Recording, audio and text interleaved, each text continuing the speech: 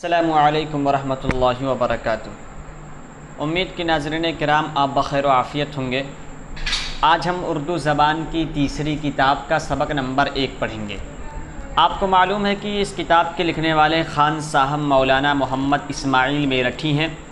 جن کی پیدائش میرٹھ کے اندر 1844 عیسوی میں ہوئی ہے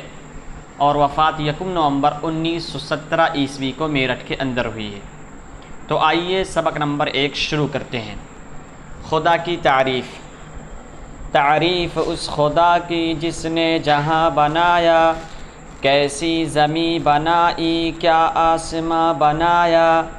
پیروں تلے بچھایا کیا خوب فرش خاکی،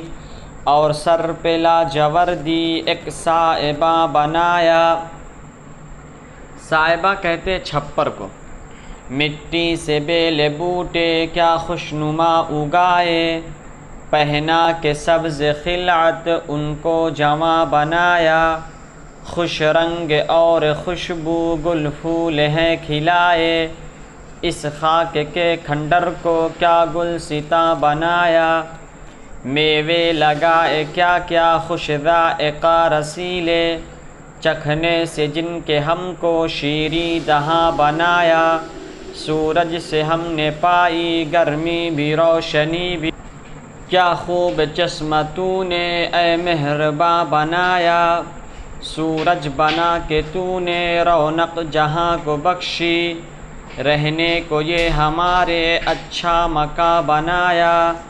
پیاسی زمیں کے منہ میں مہکا چوایا پانی، اور بادلوں کو تو نے مہکا نشاں بنایا، یہ پیاری پیاری چڑیاں پھرتی ہے جو چہکتی، قدرت نے تیری ان کو تسبیح خواں بنایا، تن کے اٹھا اٹھا کر لائی کہاں کہاں سے، کس خوبصورتی سے اپنا پھر آشیاں بنایا، اونچی اڑی ہوا میں بچوں کو پر نہ بھولی، ان بے پروں کا ان کو روزی رساں بنایا، کیا دودھ دینے والی گائے بنائی تو نے، چڑھنے کو میرے گھوڑا کیا خوشگنا بنایا، رحمت سے تیری کیا کیا ہے نعمتیں میسر، ان نعمتوں کا مجھ کو کیا قدرداں بنایا،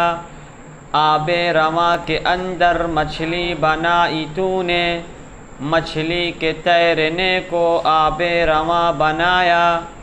ہر چیز سے ہے تیری کاریگری ٹپکتی،